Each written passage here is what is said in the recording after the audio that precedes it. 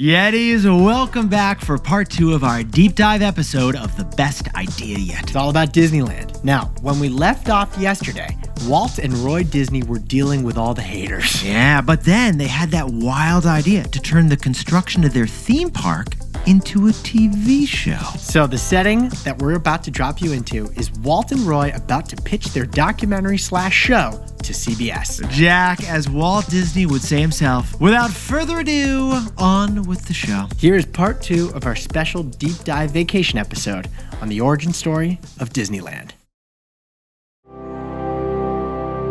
And the more that Roy thinks about it, the more it makes sense to him. So they take the pitch to America's biggest network, NBC.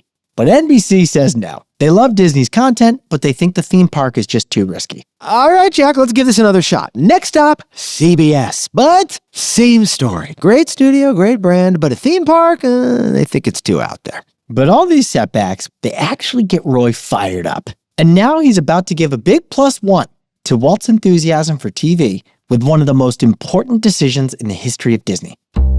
The brothers go and pitch the show to little ABC, the underdog network.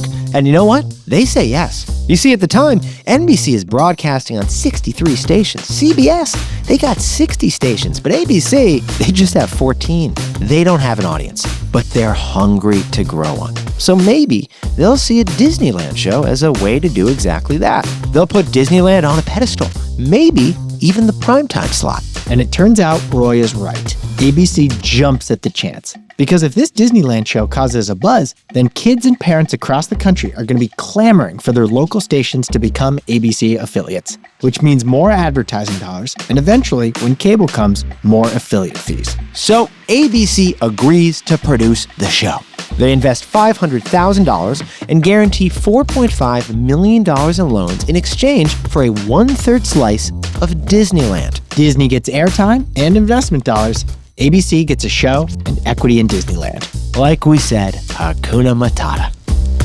When news breaks of the deal, it shocks the movie and TV industries. Not because of the plan to build a park, but because of the plan for a Hollywood movie studio to produce a weekly TV show. You see, at this point, New York is the home of TV. Hollywood is the home of movies. So this deal is as disruptive to 1950s media as Uber was to 21st century taxis. And Jack, the first episode airs just weeks later on October 27th. Why don't you grab the remote and turn it on? Now, next year, our television show will be coming from this Disneyland. That voice we just heard, that's Walt.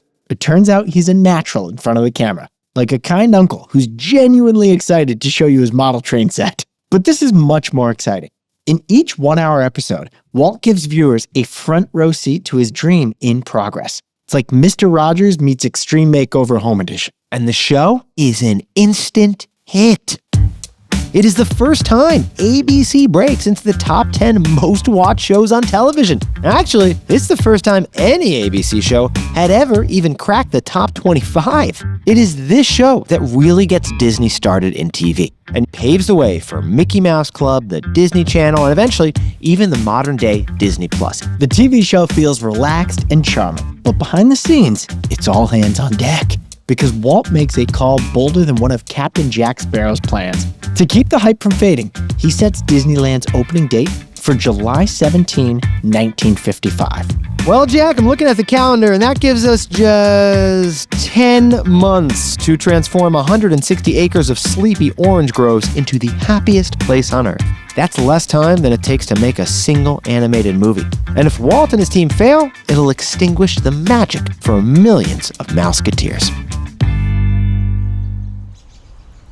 The sun is just beginning to rise over Anaheim, but construction noise is already echoing through the rubble-strewn, half-built streets of Disneyland. It's the spring of 1955, and Woody, the engineer, not the toy cowboy, is walking the site, clipboard in hand. Walt was so impressed by Woody's intelligence and problem-solving capabilities that he hires him full-time. Now, Woody is overseeing the entire construction of Disneyland. In fact, Woody is officially Disneyland's employee number 1. You could say Woody is Walt's eyes and ears on the ground, but that's not exactly right, because Walt is everywhere. In fact, right now, Woody sees the big man coming right around the corner in his bathrobe. Walt actually has his own apartment on Main Street, Disneyland, right above the fire building, just so he can stay close to the project. At any hour, day or night, he might show up next to a crew laying concrete or painting trim. Walt will sometimes even pitch in and help toss spackle on the castle. And quite often, he doesn't even take the time to swap his bathrobe for some proper workwear. So Woody is standing here on Main Street overseeing a work crew who are fixing plastic railings to the upper floors of one of the buildings. And when Woody sees Walt making a beeline for him, he does a little inside groan because Walt is a perfectionist and Woody, he can guess what's coming. Walt asks Woody why the railing that's going up is plastic. It should be metal. Woody explains that the railing is going to be on the second floor. No one's going to notice what it's made of. Walt pauses, and then he says, "The thing that's going to make Disneyland unique and different is the detail. If we lose the detail, we lose it all." It's actually a concept his team later calls plussing, because Walt goes around asking employees, how can we plus it? Could this grass be greener? This castle stonier? The answer is actually yes, once that plussing attention is paid to it.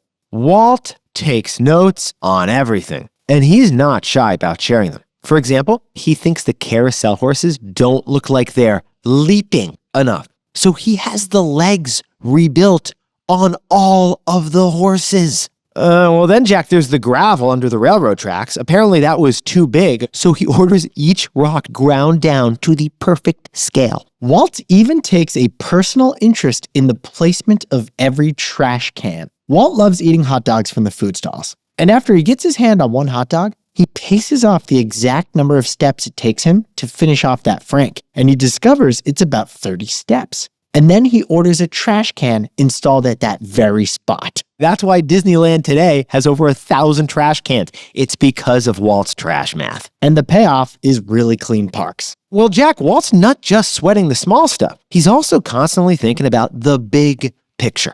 It's important to him that Disneyland isn't just a collection of rides. He wants it to be an immersive, engineered world with a strategic layout. Remember that trip to Tivoli Gardens in Denmark? Walt is putting everything he learned there to use. He wants the park to feel like a story that draws you through its narrative and delights you at each turn. He is applying the storytelling model from his movies to the physical industry of parks. This isn't a random collection of scenes. The park needs to follow a narrative arc, from entrance to the climactic rides through to the exit. And then, to keep people moving through the park, he comes up with a term for the tall visual magnets that pull guests through the space.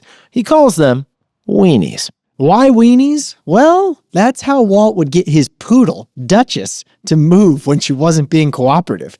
Yeah. He would lay a trail of hot dog pieces to coax her along. And the next time you're wandering your way through Disney World, remember, it's because you're being led like a puppy. And in Disneyland, the biggest visual magnet, or weenie, is Sleeping Beauty's castle. It's strategically placed in the center of the park so visitors are enticed further inward. And like a lot of the other buildings, it is designed using forced perspective so that it actually seems taller than it really is. But for all the clever designs in Walt's head, it's chaos on the ground for the teams of workers and engineers, or Imagineers, as Walt likes to call them. They're working around the clock. The original budget of $5 million has now ballooned to $17 million. Oh, Roy's not going to be happy. No, he's not, Nick. All that overtime means labor costs are through the roof. Well, here we are on Saturday, July 16th, 1955, the day before the opening. And the park, it's still not finished. It's swarming with cement mixers, electricians, landscapers, and TV crews, all trying not to trip over each other. And then, as if things aren't intense enough already, Walt gets some bad news. There's a plumber's strike, which means the park will have limited water on opening day. Walt has to make a choice. Does he want running toilets or running water fountains? So Walt thinks it over and he goes, okay, right now, Southern California is in the middle of a heat wave with temperatures hitting 100 degrees. Another dose of bad luck. But even so, Walt chooses the toilets. He figures, worst case scenario, people can buy a soda to quench their thirst, but they can't hold it in all day long. It's a gamble he hopes doesn't come back to haunt him, because everything, the TV deal, his reputation, and the future of the Walt Disney Company is riding on what happens next. Because ready or not, the gates of Disneyland are about to open.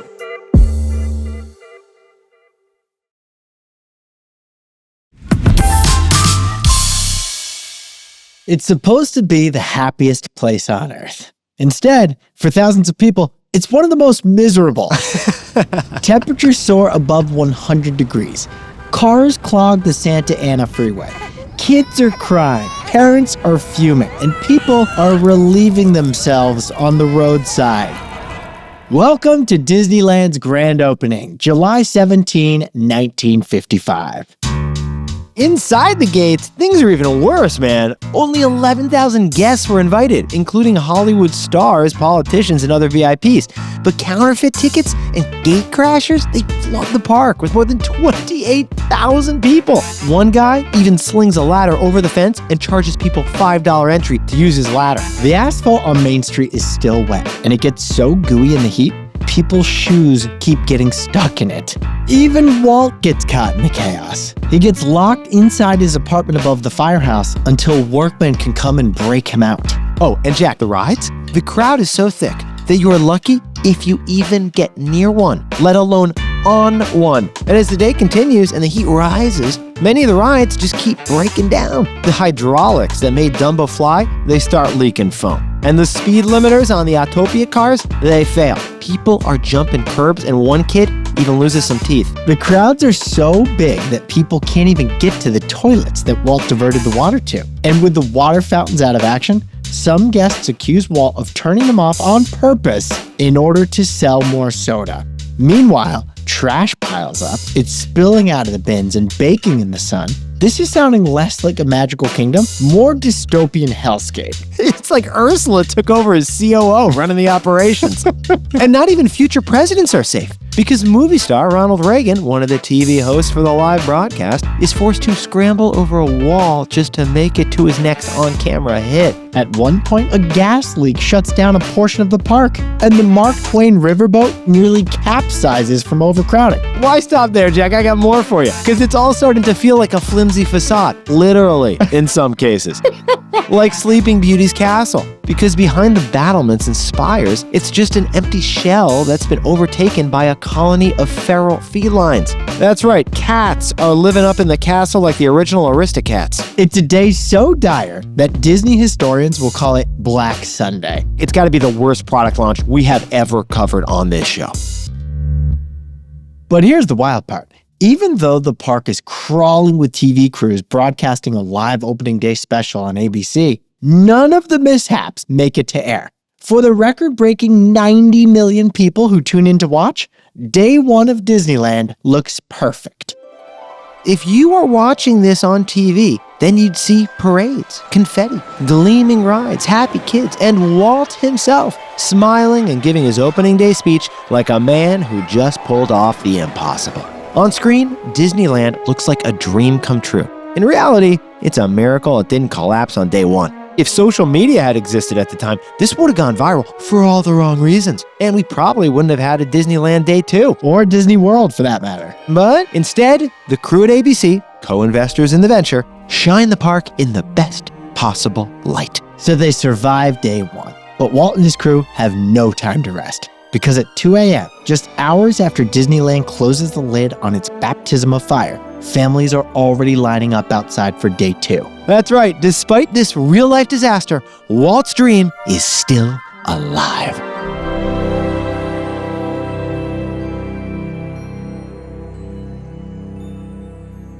After the chaos of opening day, Disneyland finds its rhythm.